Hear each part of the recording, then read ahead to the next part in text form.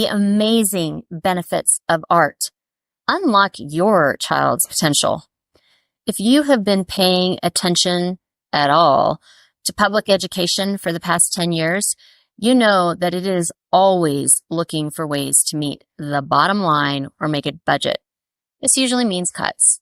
One of the first programs on the chopping block is art, especially at the elementary grade level. A few weeks ago, I did a brave thing. I looked at our new world, this world of artificial intelligence or AI. And then I asked a question that I feel should have been asked in education decades ago and then repeatedly asked every 5 or so years. What do our children need to learn to be successful in life? Are we teaching the skills, resources, and knowledge to be independent and to be able to learn whatever comes next? Because in all reality, we cannot teach everything that children need to learn, but can we teach them how to learn so that they can then learn what will come next after they are done with their 12 years in the public educational system? Well, I addressed this question in regards to how we teach writing, and there's a link to that article in the notes. So now I'm going to ask you, do we need to teach art? This is a subject that keeps getting cut. So if it keeps getting cut, do we really need it? When faced with the many new skills and subjects that our children need to learn, do we sacrifice a fun one like art to make room for the serious and the important?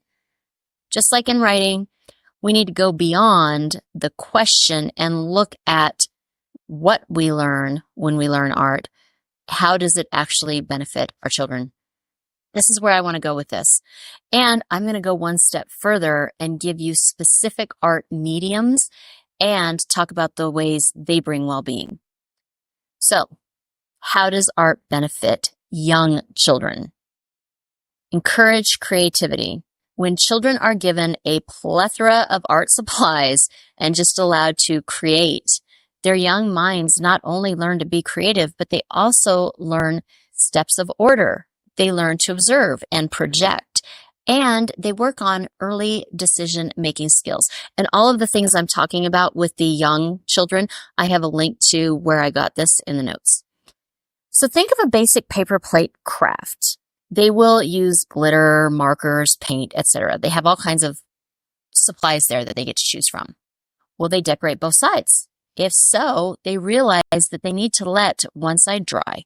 And then do they want to create an effect like make eyes, for example, or find googly eyes? So all of these things seem really basic to you, but when you're a young child, these are all things that they have to project and think ahead and look at. All of these decisions were not only theirs to make, but led them towards independence and problem solving. Develop cognitive skills. Oh, this is really exciting. And it's so funny because if you ask the parent, how do you develop cognitive skills in your child? Chances are you're going to get the blank stare. However, developing cognitive skills is really important. So quick recap. What the heck are cognitive skills and why are they important? They lead towards thinking, reading, learning, retaining information, and paying attention. They are also used to solve problems, remember tasks, and make decisions. So they're really stinking important.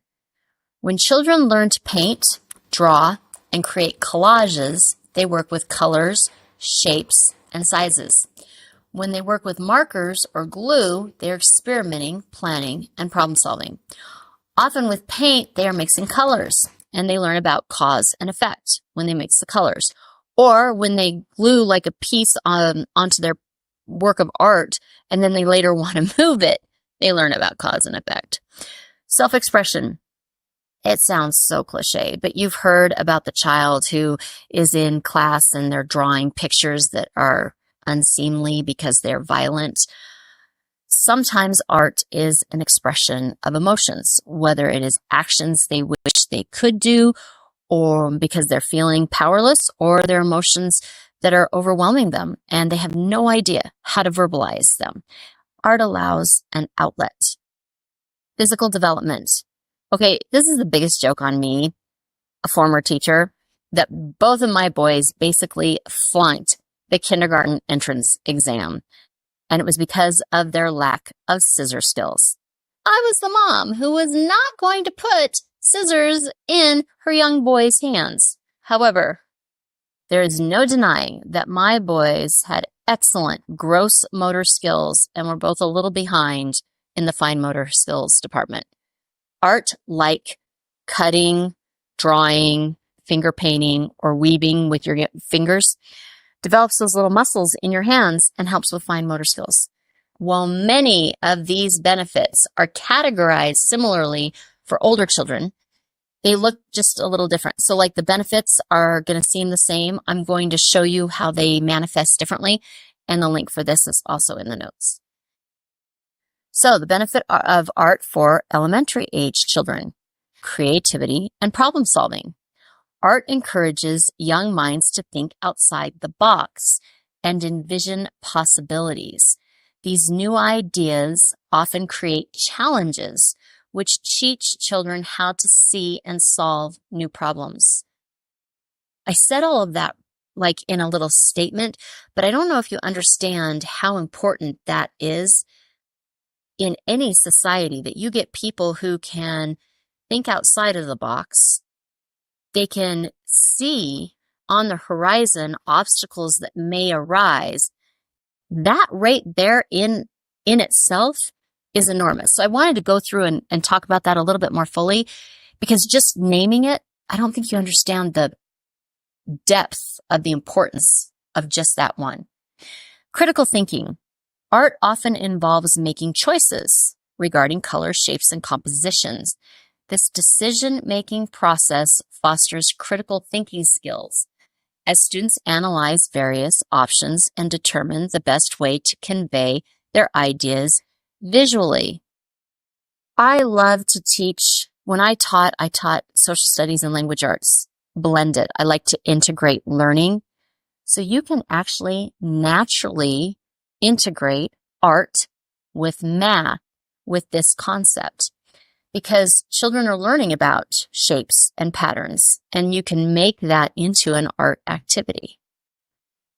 Art is a form of nonverbal communication, flat out. You've seen the cave paintings, all kinds of things like that. Students learn to express themselves visually, conveying emotions, stories, and ideas through their artwork. This enhances communication skills and can be brought into a language arts program. Cultural awareness. Art provides a window into different cultures, histories, and traditions. Students can explore art from various regions and time periods, fostering an appreciation for diversity and broader understanding of the world.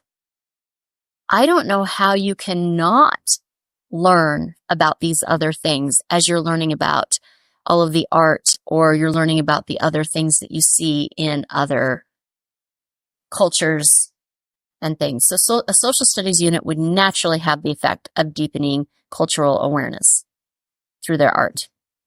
Persistence and patience. You've heard of the now generation. It's like every generation gets labeled a name. So I was parenting the now I think I was part of the now generation was right under me. It was right around me. But in parenting, the lessons that we were taught about this generation was to create opportunities for our children to be involved in activities that could not be finished right away. This was really important because they were so they'd just gotten involved in the computers or whatever, and everything was right then. Everything could be solved right then. You didn't have to read a whole book. You didn't have to wait for an entire, movie series or whatever to end. Nothing had to wait. It was like everything was right then. I mean, Google. You just Google it and it's right there. So delayed gratification is your friend. And there's all kinds of research that talks about all of these things. Well, what it does is it helps teach persistence and patience. Creating art often requires time and effort. Students learn the value of persistence and patience as they work through the different stages of a project from conception to completion. So you don't even have to go out there and try to find some way to give them delayed gratification. A lot of your art projects naturally lend themselves to this. Cause and effect. These are crucial concepts for children to learn. In the schools, we actually start teaching this, I think, around 3rd grade with stories. For example, this happened because who did what in the story, this kind of thing. It leads to children understanding that their actions have an effect on others in their world. Art shows cause and effect beautifully because when you use different types of materials, and that's when I was talking about that whole glue thing, right? Like you glue something on and then you later want to move it, cause and effect, you can't move it. You can also marry it into your curriculum. Think science boards. That whole thing with the, you have cause and effect in science, and then you have the hypothesis, and then you have, at the end, you have all these things. It's all related to science right there. So a lot of your STEM art projects show that beautifully. Self-expression and confidence. Art offers a safe space for self-expression. As students see their ideas come to light, it boosts their confidence and self-esteem. I don't know if I can express this deeply enough, but I did see this in my classroom because I taught 6th, 7th, and 9th grade. And at that age, many children had already learned they were not a typical student, and they had chosen, I'm going to use the expression, fail to thrive in academics because they were just not going to thrive in their mind. So if they were given an assignment, and I would have one in the language arts room, for example, where they could represent their thoughts in whatever form they wanted, but it had to be communicated. I had to be able to understand what their idea was. They bloomed because being able to show what they read, what they thought, what they learned in pictures, for example, some of them chose that, transformed some of these students. Emotional well-being. Have you heard of art therapy? There is a good reason that some therapists have taken art into a counseling session. Art therapy, when done in a clinical way, often has 3 components. Patient creates the artwork, reflects on said artwork, and then connects to it by personally reflecting. All of this is done with the guidance of the professional. Art therapy is used for all ages. It can be done for 3-year-olds and it can be done for 63-year-olds.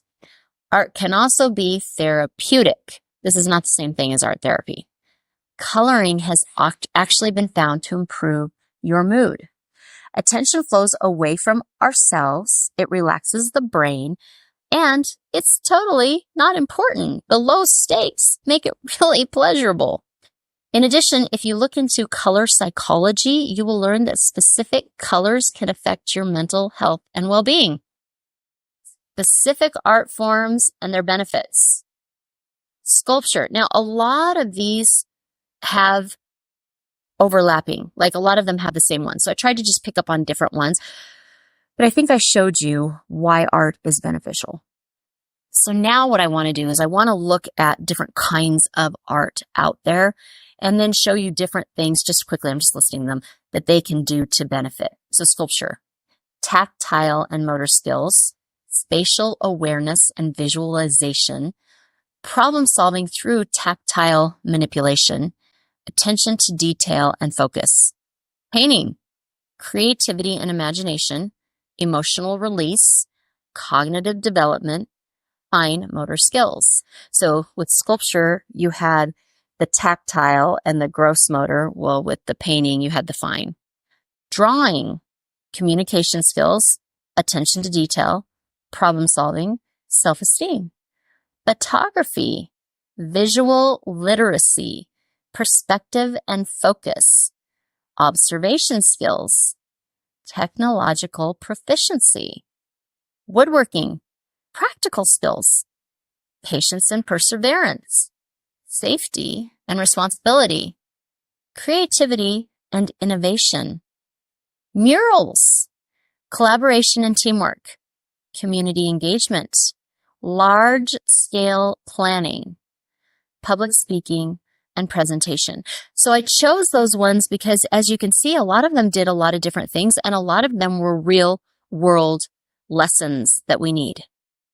Art empowers children with the ability to navigate their inner world and communicate it to the outside.